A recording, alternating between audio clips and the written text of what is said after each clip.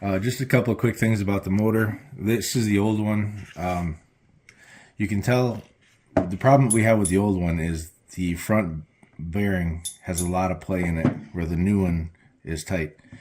And so the thing, wears out over time. It gets sloppy, and that may have been the problem that we had. It wouldn't pump anymore, and it could have just been binding up on itself. If you have a lot of play in the bearing, it'll chatter and bang around when it's running, and it's just not healthy, and it wears out faster that way.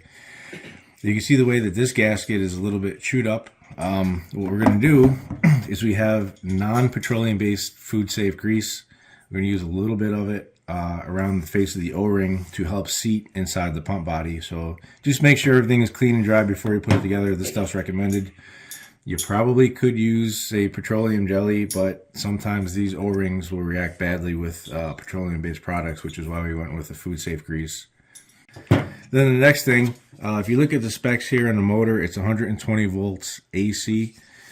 Didn't know what that was before we took it apart. I wasn't able to see the label. So some motors might be DC, higher or lower voltage. So I did mark the one tab and I corresponded the wire, but because it's alternating current, if you get the wire switched around, it's not a big deal. As long as the specs are still the same, 120 volts AC, you can switch the wires. It'll still work the same way.